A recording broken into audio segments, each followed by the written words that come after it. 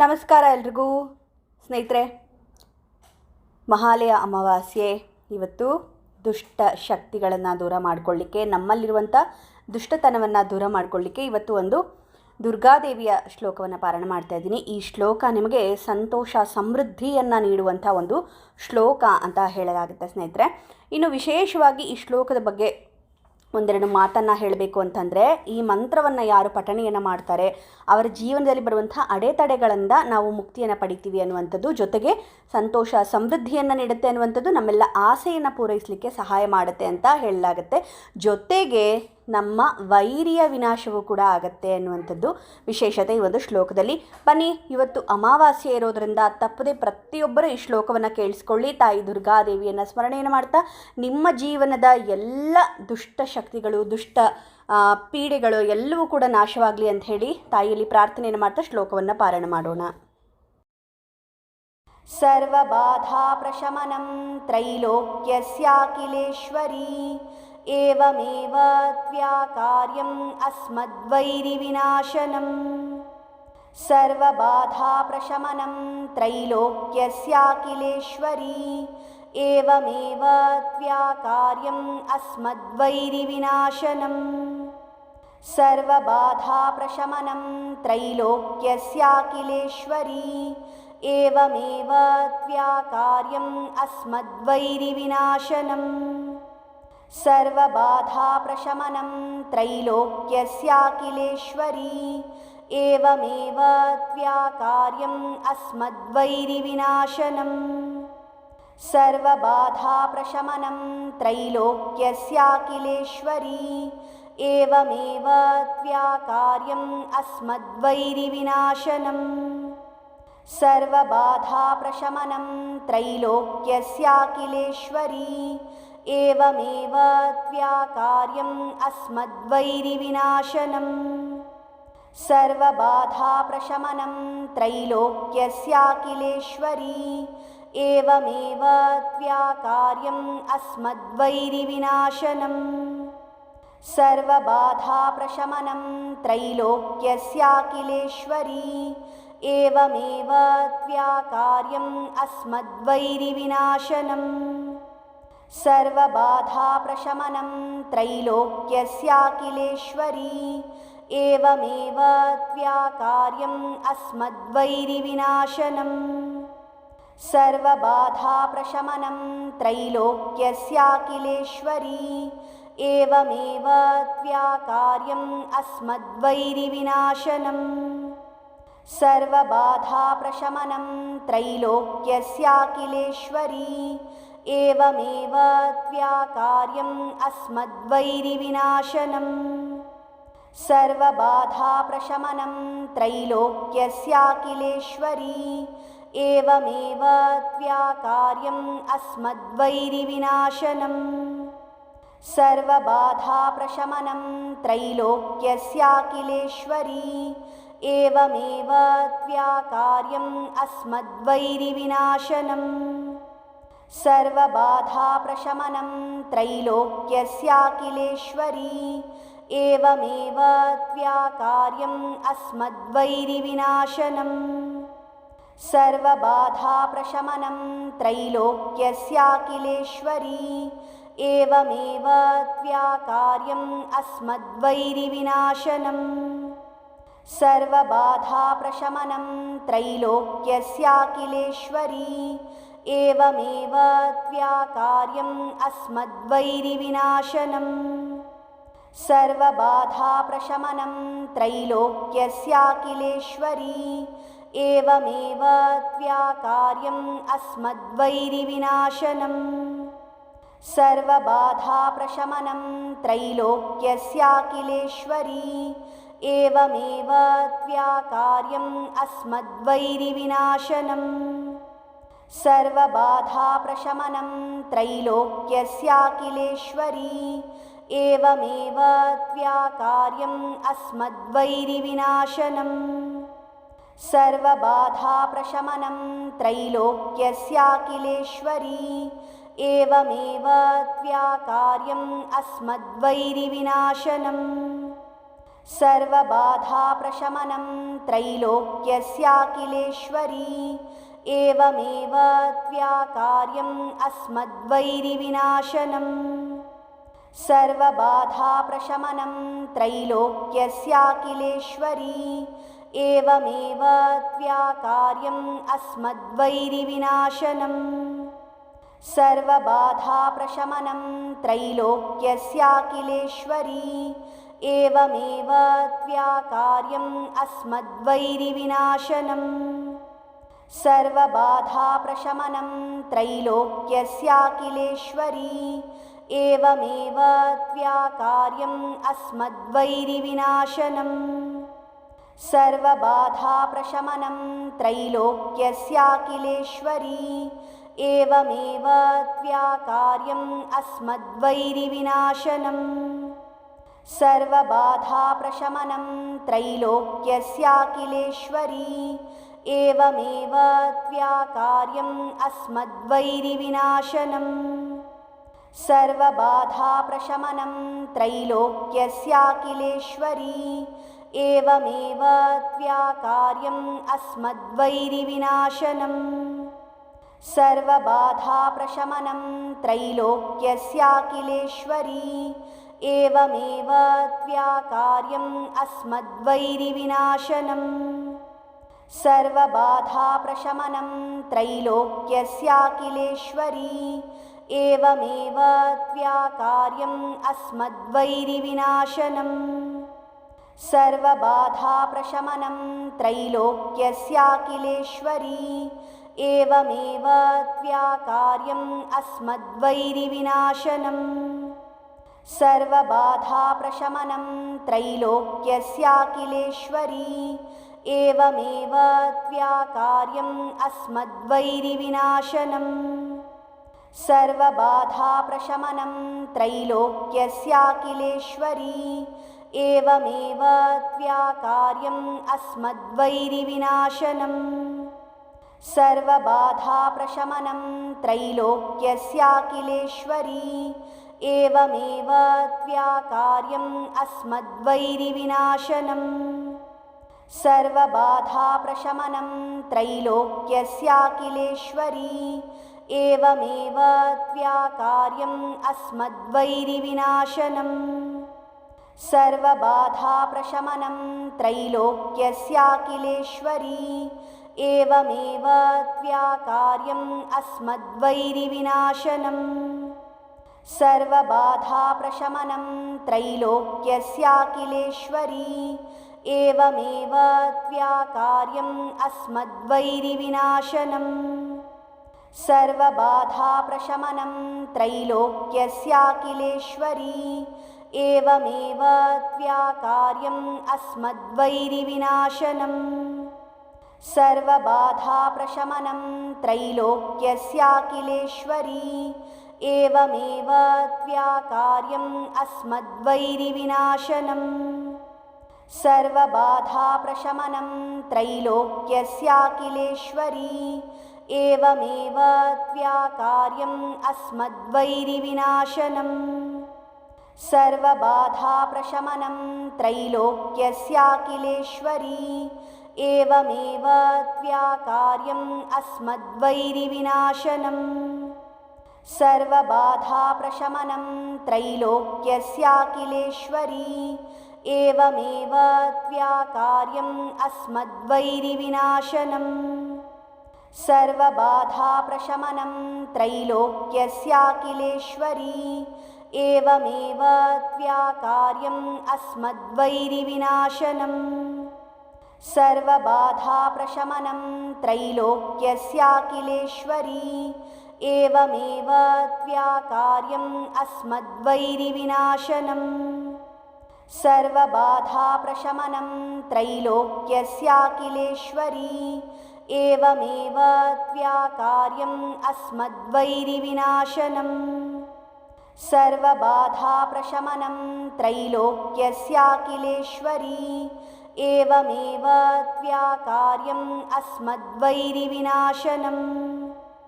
सर्वबाधाप्रशमनं त्रैलोक्यस्याखिलेश्वरी एवमेव त्व्याकार्यम् अस्मद्वैरिविनाशनम् सर्वबाधाप्रशमनं त्रैलोक्यस्याखिलेश्वरी एवमेव त्व्याकार्यम् अस्मद्वैरिविनाशनम् सर्वबाधाप्रशमनं त्रैलोक्यस्याखिलेश्वरी एवमेव त्व्याकार्यम् अस्मद्वैरिविनाशनम् सर्वबाधाप्रशमनं त्रैलोक्यस्याखिलेश्वरी एवमेव त्व्याकार्यम् अस्मद्वैरिविनाशनम् सर्वबाधाप्रशमनं त्रैलोक्यस्याखिलेश्वरी एवमेव त्व्याकार्यम् अस्मद्वैरिविनाशनम्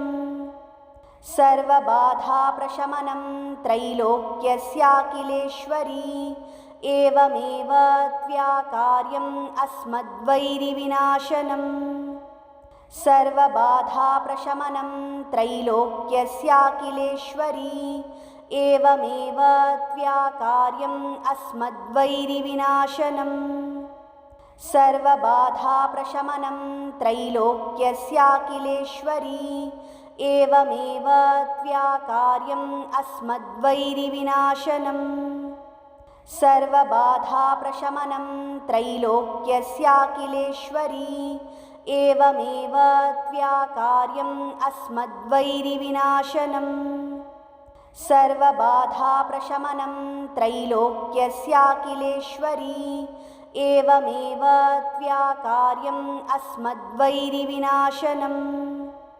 सर्वबाधाप्रशमनं त्रैलोक्यस्याखिलेश्वरी एवमेव त्व्याकार्यम् अस्मद्वैरिविनाशनम् सर्वबाधाप्रशमनं त्रैलोक्यस्याखिलेश्वरी एवमेव त्व्याकार्यम् अस्मद्वैरिविनाशनम् सर्वबाधाप्रशमनं त्रैलोक्यस्याखिलेश्वरी एवमेव त्व्याकार्यम् अस्मद्वैरिविनाशनम् सर्वबाधाप्रशमनं त्रैलोक्यस्याखिलेश्वरी एवमेव त्व्याकार्यम् अस्मद्वैरिविनाशनम् सर्वबाधाप्रशमनं त्रैलोक्यस्याखिलेश्वरी एवमेव त्व्याकार्यम् अस्मद्वैरिविनाशनम्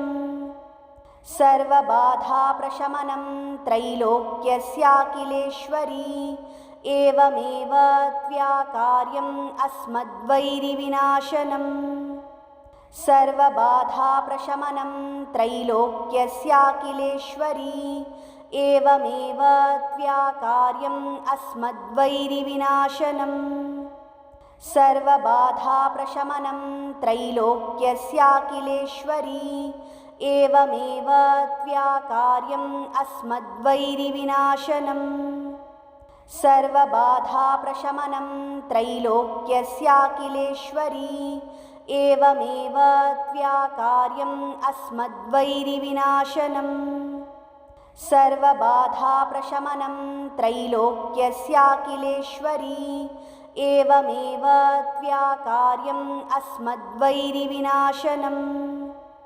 सर्वबाधाप्रशमनं त्रैलोक्यस्याखिलेश्वरी एवमेव त्व्याकार्यम् अस्मद्वैरिविनाशनम् सर्वबाधाप्रशमनं त्रैलोक्यस्याखिलेश्वरी एवमेव त्व्याकार्यम् अस्मद्वैरिविनाशनम् सर्वबाधाप्रशमनं त्रैलोक्यस्याखिलेश्वरी एवमेव त्व्याकार्यम् अस्मद्वैरिविनाशनम् सर्वबाधाप्रशमनं त्रैलोक्यस्याखिलेश्वरी एवमेव त्व्याकार्यम् अस्मद्वैरिविनाशनम् सर्वबाधाप्रशमनं त्रैलोक्यस्याखिलेश्वरी एवमेव त्व्याकार्यम् अस्मद्वैरिविनाशनम्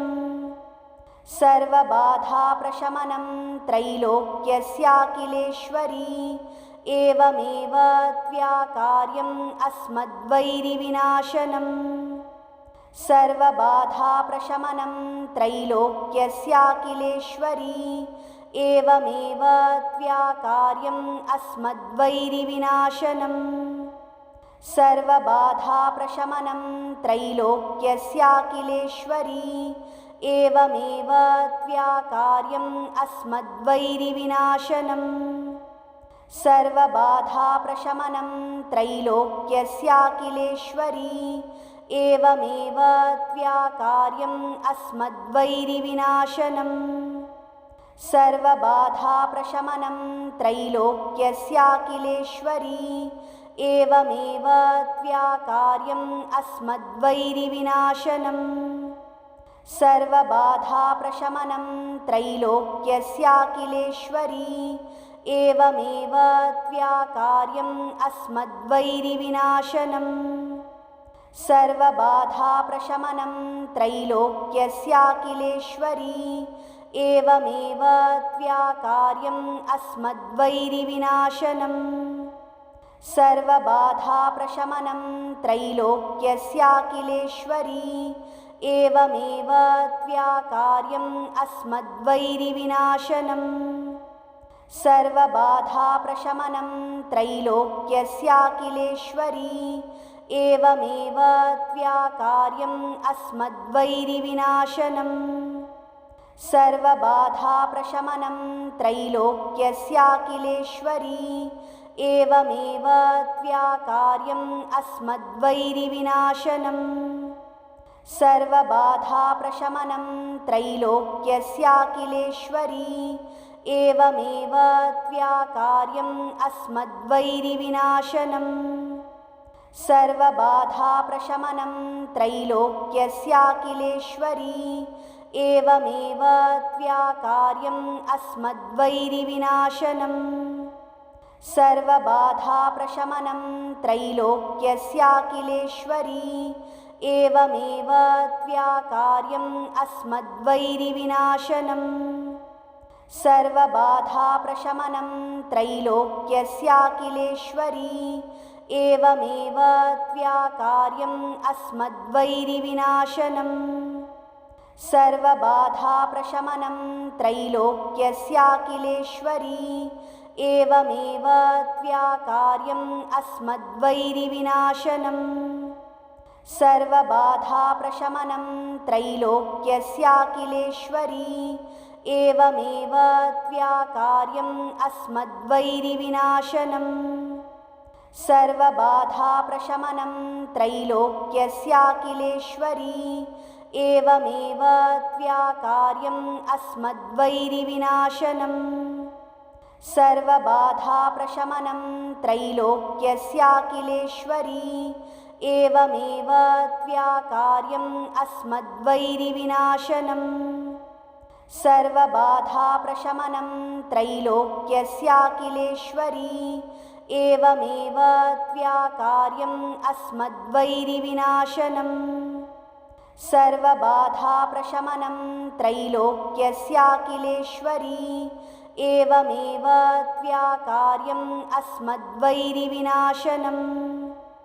सर्वबाधाप्रशमनं त्रैलोक्यस्याखिलेश्वरी एवमेव त्व्याकार्यम् अस्मद्वैरिविनाशनम् सर्वबाधाप्रशमनं त्रैलोक्यस्याखिलेश्वरी एवमेव त्व्याकार्यम् अस्मद्वैरिविनाशनम् सर्वबाधाप्रशमनं त्रैलोक्यस्याखिलेश्वरी एवमेव त्व्याकार्यम् अस्मद्वैरिविनाशनम् सर्वबाधाप्रशमनं त्रैलोक्यस्याखिलेश्वरी एवमेव त्व्याकार्यम् अस्मद्वैरिविनाशनम् सर्वबाधाप्रशमनं त्रैलोक्यस्याखिलेश्वरी एवमेव त्व्याकार्यम् अस्मद्वैरिविनाशनम्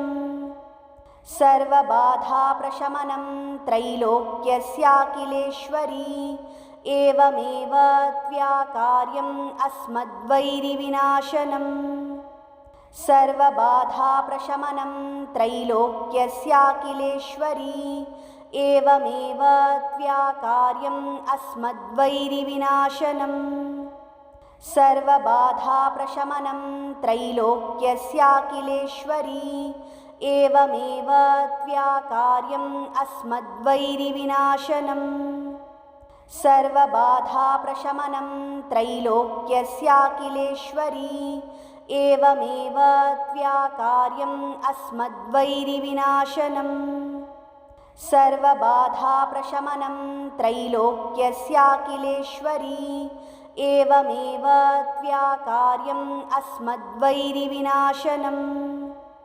सर्वबाधाप्रशमनं त्रैलोक्यस्याखिलेश्वरी एवमेव त्व्याकार्यम् अस्मद्वैरिविनाशनम् सर्वबाधाप्रशमनं त्रैलोक्यस्याखिलेश्वरी एवमेव त्व्याकार्यम् अस्मद्वैरिविनाशनम् सर्वबाधाप्रशमनं त्रैलोक्यस्याखिलेश्वरी एवमेव त्व्याकार्यम् अस्मद्वैरिविनाशनम् सर्वबाधाप्रशमनं त्रैलोक्यस्याखिलेश्वरी एवमेव त्व्याकार्यम् अस्मद्वैरिविनाशनम् सर्वबाधाप्रशमनं त्रैलोक्यस्याखिलेश्वरी एवमेव त्व्याकार्यम् अस्मद्वैरिविनाशनम्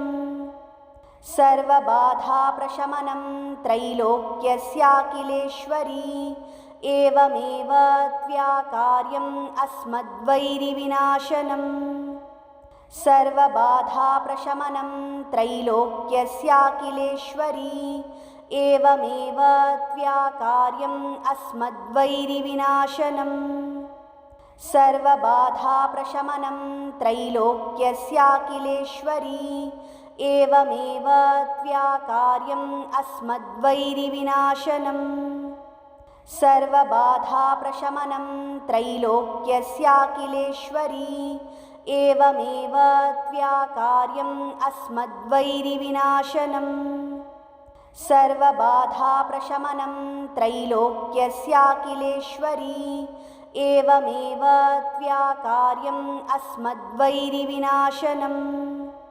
सर्वबाधाप्रशमनं त्रैलोक्यस्याखिलेश्वरी एवमेव त्व्याकार्यम् अस्मद्वैरिविनाशनम् सर्वबाधाप्रशमनं त्रैलोक्यस्याखिलेश्वरी एवमेव त्व्याकार्यम् अस्मद्वैरिविनाशनम् सर्वबाधाप्रशमनं त्रैलोक्यस्याखिलेश्वरी एवमेव त्व्याकार्यम् अस्मद्वैरिविनाशनम् सर्वबाधाप्रशमनं त्रैलोक्यस्याखिलेश्वरी एवमेव त्व्याकार्यम् अस्मद्वैरिविनाशनम् सर्वबाधाप्रशमनं त्रैलोक्यस्याखिलेश्वरी एवमेव त्व्याकार्यम् अस्मद्वैरिविनाशनम् सर्वबाधाप्रशमनं त्रैलोक्यस्याखिलेश्वरी एवमेव त्व्याकार्यम् अस्मद्वैरिविनाशनम् सर्वबाधाप्रशमनं त्रैलोक्यस्याखिलेश्वरी एवमेव त्व्याकार्यम् अस्मद्वैरिविनाशनम् सर्वबाधाप्रशमनं त्रैलोक्यस्याखिलेश्वरी एवमेव त्व्याकार्यम् अस्मद्वैरिविनाशनम् सर्वबाधाप्रशमनं त्रैलोक्यस्याखिलेश्वरी एवमेव त्व्याकार्यम् अस्मद्वैरिविनाशनम् सर्वबाधाप्रशमनं त्रैलोक्यस्याखिलेश्वरी एवमेव त्व्याकार्यम् अस्मद्वैरिविनाशनम् सर्वबाधाप्रशमनं त्रैलोक्यस्याखिलेश्वरी एवमेव त्व्याकार्यम् अस्मद्वैरिविनाशनम् सर्वबाधाप्रशमनं त्रैलोक्यस्याखिलेश्वरी एवमेव त्व्याकार्यम् अस्मद्वैरिविनाशनम् सर्वबाधाप्रशमनं त्रैलोक्यस्याखिलेश्वरी एवमेव त्व्याकार्यम् अस्मद्वैरिविनाशनम् सर्वबाधाप्रशमनं त्रैलोक्यस्याखिलेश्वरी एवमेव त्व्याकार्यम् अस्मद्वैरिविनाशनम् सर्वबाधाप्रशमनं त्रैलोक्यस्याखिलेश्वरी एवमेव त्व्याकार्यम् अस्मद्वैरिविनाशनम् सर्वबाधाप्रशमनं त्रैलोक्यस्याखिलेश्वरी एवमेव त्व्याकार्यम् अस्मद्वैरिविनाशनम् सर्वबाधाप्रशमनं त्रैलोक्यस्याखिलेश्वरी एवमेव त्व्याकार्यम् अस्मद्वैरिविनाशनम्